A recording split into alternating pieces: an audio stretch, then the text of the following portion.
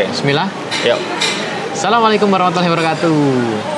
Kembali lagi di Vertizone Podcast, edisi spesial, edisi santai-santai.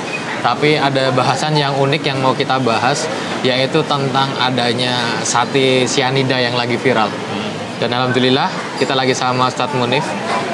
Udah denger infonya belum, Ustadz? Sudah. Udah ya? Nah, itu gimana itu pandangan Ustadz sendiri awalnya? Baik, Assalamualaikum warahmatullahi wabarakatuh. Jadi gini Mas Andi, dan semua pemirsa Vertizone TV Podcast. Jadi sate sianida ini sebetulnya adalah ayat dari Allah untuk menunjukkan betapa besar bahaya efek samping dari zina. Oke. Jadi begitu. Kalau konteks ini, nah kenapa saya bilang posisinya dari dari perzinaan. Perzinaan itu kan artinya luas. Betul. Tidak hanya perzinaan yang sudah terjadi secara secara fisik. Jadi perzinaan hati, perzinaan mata, perzinaan pikiran itu juga berbahaya, Mas. Apalagi perzinaan misalnya sampai kepada perzinaan yang secara syariat betul-betul itu terjadi.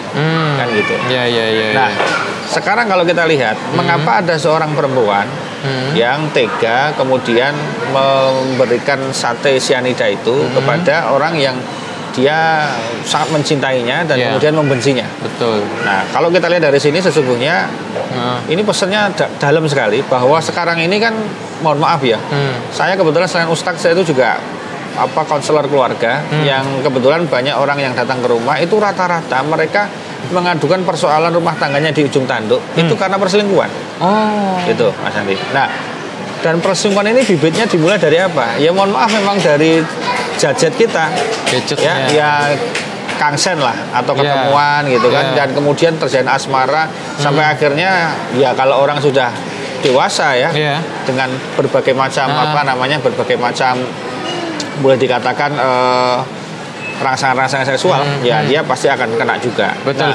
Itu yang paling berbahaya di situ. Nah, kalau kita lihat konteks sate racun ini ya, itu yang sekarang ini sedang viral-viralnya itu kan tidak ada satupun orang yang tidak mengutuk peristiwa ini. Benar. Entah siapa penyebabnya. Nah, maka saya kebetulan melihat dari sisi ini hukum itu makanya kenapa hukum minuman keras itu kan yang menyajikan, betul, yang meminum, yang mengirimkan kan kena. Nah, dalam konteks ini akhirnya mengakibatkan meninggalnya anak yang baru usia 10 tahun dan dia sedang berpuasa, bayangkan.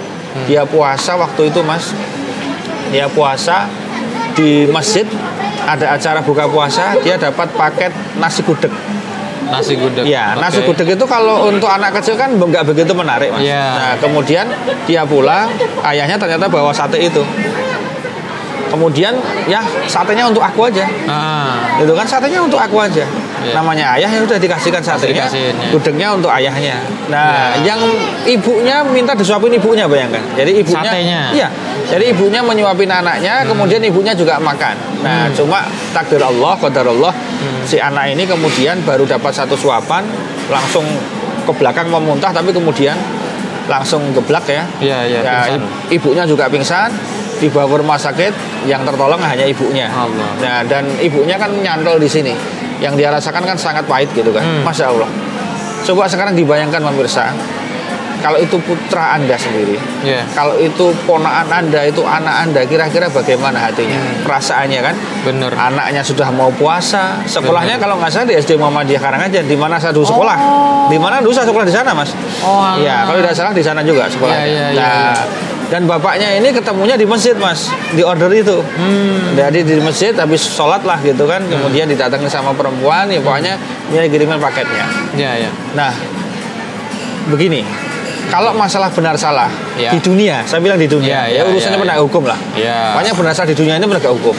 Nah, saya ingin di sini membicarakan versi secara hakikat kehidupan, secara syariat kayak apa. Pertama adalah bahwa hati-hati dengan hati kita. Cintailah orang sewajarnya saja, boleh jadi yang kau cintai akan kau benci. Dan bencilah orang sewajarnya saja, boleh jadi yang kau benci akan kau cintai. Itu sudah jelas hukumnya. Makanya kalau kita sengit sama orang, benci, boleh, tapi jangan terlalu. Kalau senang juga jangan terlalu, karena bisa berpotensi membuat dia benci. Pertanyaannya sekarang, Mas, kebetulan saya ini orang psikologi juga. Kenapa ada perempuan atau siapalah laki-laki atau perempuan sama aja yang kemudian dia sangat tega mau membunuh mantan pacarnya kalau bahasa sini gitu kan. Walaupun secara faktual kemarin sudah terungkap, kebetulan ini kan tempat tinggalnya si perempuan ini kan di timur perumahan saya, di daerah saya kan di Samara Regency, ini perempuannya kan di daerah Cepoko, Mas.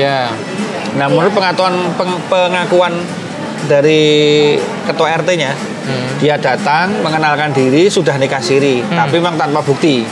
Maksudnya nggak ada buktinya. Nah, melalui forum ini, channel ini saya mengungkapkan hukum nikah siri itu haram.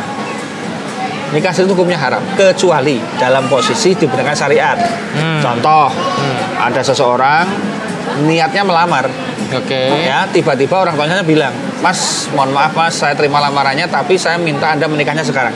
Loh, tapi kenapa? Tapi Pak, orang tua saya masih di Jogja. Ya di luar Jawa gitu kan. Oke, sekarang nikah siri dulu, Mas. Nah, itu sah. Karena orang tuanya menganggap ini bisa berpotensi zina nanti. Ya kamu telepon orang tuamu minta izin, kamu tak nikahkan sekarang. Nah, itu kan siri. Karena kalau masuk langsung ke KUA kan nggak bisa, Mas. Dia harus proses, harus cabut data segala macam-macam. Maka dia dinikahkan dulu. Itu hukumnya sah. Dua, ada misalnya seseorang itu posisinya sudah mau menikah, Mas. Ya qadarullah sang ayah dari salah satunya, entah suami entah istri, calon istri atau suami itu meninggal dunia. Padahal sudah siap untuk menikah, tinggal menunggu hari H gitu kan, tapi meninggal duluan. Nah, kemudian keluarga memutuskan, kasihan ayahmu yang sudah menunggumu ingin menikahkan kamu, agar ayahmu bahagia sebelum dia dikubur, kamu dinikahkan dulu sekarang. Itu siri, Mas. Nggak ada KUA langsung mendadak bikin, tidak bisa, Mas. Ya dinikahkan siri saja situ di hadapan orang tuanya. Itu hukumnya sah. Masya Allah. Nah, selain itu, hukumnya adalah untuk ngapusi perzinaan aja, gitu loh. Jadi kan nggak ada. Ya gitu kan. Dan saya juga mengingatkan para, mohon maaf ya, yang mengatakan dirinya ustadz atau kiai yang kemudian berani menikahkan seseorang tanpa restu orang tua, Anda ikut menanggung dosanya. Itu tolong dicatat itu ya, nggak ngawur itu ya. Jadi walaupun sirinya Islam itu, Mas, siri terkonfirmasi, terkonfirmasi sama istri pertama kalau dia menikah lagi misalnya, terkonfirmasi sama orang tua si cewek, misalnya menikah atau si cowok ya terkonfirmasi. Walaupun jadi siri itu sebetulnya bahasa lain belum ada suratnya, tidak diresmikan secara surat yang diterangkan oleh KUA atau Kementerian Agama, itu aja. Nah, ketika ada surat dari KUA dia sudah tidak siri lagi kan. Nah, jadi itu tuh ya. Nah, dia sudah nikah siri, Mas, dan dia datang ke perumahan itu, dia mengenalkan telah menikah siri dan tinggal bersama di situ. Nah, walau alam kalau itu benar, nah itu perlu diungkap. Kenapa? Karena posisinya kan ini juga sebagai salah satu hikmah bahwa nikah siri itu membawa masalah. Kalau itu memang ada nikah sirinya. Karena apa? Bisa jadi dia siri bener. Nah, atau bisa siri-sirian kan itu kan dari situ. Nah, tapi singkat cerita, Mas, seseorang melakukan tindakan itu berhubungan erat dengan gift take and give-nya. Ya, jadi begini. Ada sebab musababnya. Ya. Bahasa kasarnya begini, kalau belum ada transaksi, itu kecenderungan orang tidak akan super marahnya. Contoh saya tanya Mas Andi, saya mau baru tanya Mas ya, mobilnya dijual berapa Mas? Tapi saya baru tanya loh Mas. Saya bilang gitu. Terus dia nyebut angka. Oh ya, mohon maaf ya Mas, tak pikir dulu ya. Nanti kalau memang ada saya berminat, ada dana, nanti saya calling Mas. Tapi saya ada kata-kata saya tawar dulu. Dan saya nanyanya juga biasa Mas. Beda kalau nih mobilmu berapa harganya? Oh segitu ya? Intonasi pengaruh. Iya, udah beda. Apalagi aku DP Mas. Nah, pokoknya 1 juta. Aku DP dulu nih. Nanti tak bayar. Orang lain datang Mas, mau nawar mobil jenengan, jumlahnya mungkin 50 orang. Harganya malah lebih tinggi dari harga saya. Tapi Anda tetap komitmen dengan saya. Tiba-tiba saya beli mobil baru Mas. Ya kira-kira jenengan gimana? Sudah, jenengan sudah. Wah, itu udah lepas kalau ke situ. Mohon maaf ya, kalau bahasanya orang kasar tuh misuh nggak karu-karuan gitu ya, gitu kan. Itu wajar kan? Karena apa? Sudah ada transaksi loh. Sama Mas. Cowok sama cewek ketemu. Kalau masih cuma ngobrol, kalau masih cuma sekedar telepon-teleponan, chatting-chattingan, itu insya Allah begitu kita nggak jadi ya. Ya sudahlah, belum jodohnya. Lah, kalau sudah ada investasi, ada transaksi yang masuk di masing-masing. Makanya saya ingatkan untuk pemirsa, cowok cewek perempuan, laki-laki, ikhwan dan akhwat, jangan pernah ada transaksi, apalagi investasi. Investasi itu ngasih orang, ngasih cowok ngasih ke cewek atau cewek ngasih ke cowok. Nih handphone, itu investasi, hati-hati. Begitu investasinya masuk ke sana, investor itu punya hak macam-macam. Makanya negara itu, mohon maaf, ketika ada investor, ya jangan mangkal ketika investornya minta A minta B, karena dia punya invest kan, punya hak dia kan. Nah, jangan izinkan calon suami calon istrimu itu berinvest padamu sebelum dia menikah. Kalau dia sudah menikah sah, wajib investasi. Nah, kalau belum menikah udah investasi. Nah, ada transaksi. Ya begitu nggak jadi ya mohon maaf. Ngamuk wajar mas, nggak terima wajar mas, itu akan terjadi, itu secara psikologis begitu. Dan terbukti cyanida yang dikirim. Iya, yang dikirim cyanida, ya itu sudah luar biasa mas. Ya. Nah dari sisi ini, itu dosanya gimana? Makanya ya alhamdulillah kalau kemarin saya dapat info, rencananya vonis mati. Alhamdulillah. Rencananya, alhamdulillah. Karena apa? Itu bukan masalah apa-apa. Yang terbunuh anak mas, anak itu calon pemimpin bangsa, anak itu calon penerus generasi orang tuanya. Orang tuanya ojol, mencari masih kecil mencarikan untuk anaknya, anak yang dicarikan meninggal dunia aja ketika Ramadan pas puasa lagi, habis puasa. Itu ya. Itulah kalau cinta itu buta mas. Nah cinta buta itu kenapa? Karena nggak melihat, nggak melihat Al-Quran, nggak melihat hadis, nggak melihat ceramah-ceramah ulama, sehingga asal jalan aja. Nah ingat ya, nih kata kuncinya di sini mas. Jangan pernah nego dengan setan. Kenapa? Nabi Yusuf alaihissalam saja mas, Nabi Yusuf loh, diterangkan dalam Al-Quran itu, waktu itu ketika beliau dirayu sama Zulaikha, itu diterangkan di dalam tafsirnya itu, Nabi Yusuf pun tertarik, udah OTW mas. Jadi gini mas, ini saya gunakan contoh padanan ini untuk kasus ini.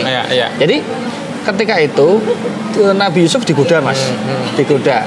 Nah, kira-kira mas, ini misalnya saya ini menggoda Mas Andi, katakanlah Mas Andi perempuan, Mas, ayo kita gitu. Saya bilang gitu. Ketika Mas Andi nggak ngerespon, langsung pergi, lari.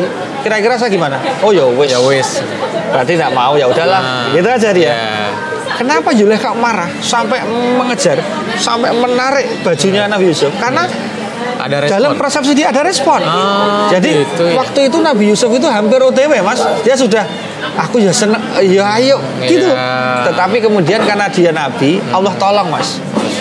Allah tolong, kemudian dikatakan, beberapa ayat mengatakan, Yusuf kalau kali ini engkau gagal, engkau adalah gajah yang mati melawan semut yang kecil. Bayangkan, dia Yusuf engkau gajah mati kalah sama semut yang kecil. Setelah itu dia sadar, langsung lari mas. Nah yang sini kan sudah makal banget. Kan, kamu itu gimana kan gitu kan? Nah wajar kan dia marah. Bener. Nabi Yusuf yang nabi aja hampir kena.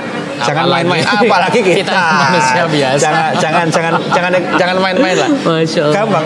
Prinsipnya itu fastanibu mas. Fastanibu itu artinya menjauh. Udah menjauh aja.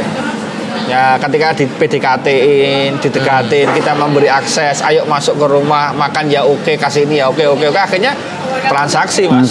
Nah ketika dalam dan sangat dalam, wajar mas begitu dia mungkin ditelikung, walaupun kalau kita bicara soal aturan hukum nggak bisa disalahin mas. Ya kan saya nikah urusan saya.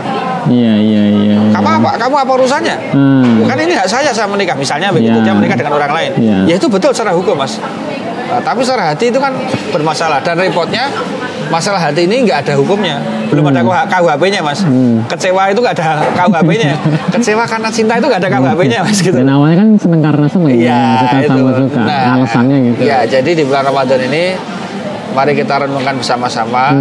Intinya jangan, jadi begini mas, kita puasa itu kan sebetulnya harapannya merasakan efek kelaparan dari orang lain juga kan. Agar kita juga muncul cinta kita kepada sesama gitu kan. Nah marilah kita juga punya empati kepada orang lain. Artinya begini, saya ini ustadz nih misalnya, ketika ada cewek jamaah saya deket-deketin, saya harus punya komitmen, saya nggak boleh ngasih sinyal, nggak boleh ngasih sinyal PHP sama sekali. Karena begitu ngasih sinyal, misalnya goda, wah kalau kamu mau yang kedua sih nggak apa-apa, mungkin saya gojek, tapi dia bisa jadi persepsinya beda, serius, dan itu berbahaya mas. Benar. Itu berbahaya, maka lebih baik nggak usah ngasih peluang apapun.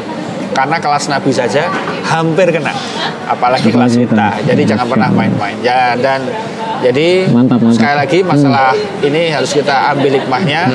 Kita doakan semoga adik Naba atau Naja, saya lupa namanya. Almarhum lah ya. Ya, pokoknya almarhum diberikan husnul khotimah. Insyaallah. Karena beliau sudah berpuasa juga dan kemudian nawaitunya juga dia mau buka puasa gitu kan. Dosanya pun kayaknya nggak ada, masih kecil ya. Iya, masih kecil 10 tahun gitu kan. Dan mudah-mudahan orang tua yang ditinggalkan diberikan kesabaran sama Allah Subhanahu wa taala, dan mudah-mudahan hukuman setimpal kepada siapapun yang terlibat Allah berikan gitu kan. Amin. Pokoknya ya semuanya. Jadi mohon Pak penyidik, Pak jaksa, Pak polisi, nanti Pak hakim, komplit semuanya. Termasuk tim forensiknya. Terus kabeh lah. Pokoknya kabeh kita doakan agar mereka bisa menegakkan keadilan dengan seadil-adilnya. Ingat, salah satu yang besok mendapatkan ketika di Padang Mahsyar, Mas Andi, itu ketika sangat panas, yang bisa mendapat privilege untuk dapat payung teduh lah. Waktu itu, dan mendapatkan pokoknya syafaat khusus spesial, mendapatkan naungan di akhirat nanti adalah salah satu hakim yang adil.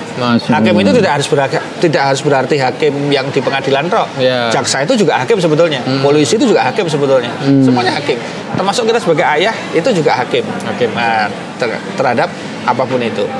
Jadi begitu, mudah-mudahan kita bisa mengambil hikmah dan kita lebih lurus lagi, lebih baik lagi. Dan ingat, tidak ada orang sempurna, yang adalah orang yang ikhtiar berdoa kepada Allah Subhanahu wa taala agar dirinya menjadi OTW menuju lebih baik dan baik. Amin. Gitu, Masya Allah. Jadi banyak ibrah hari ini. Ya, intinya adalah jangan main-main api lah kalau nggak mau panas ya. Ya, betul. Nanti bisa kebakar. Nah, kebakar akibatnya kayak gitu tadi. Yang tadinya harusnya menuju si target, malah meleset ke orang yang nggak tahu apa-apa, nggak berdosa, dan justru itu malah udah hukum membunuh itu udah pasti neraka jahanam karena perbuatan dosa besar, apalagi bunuh salah orang lagi yang bener-bener inilah, maksudnya di luar dugaan juga.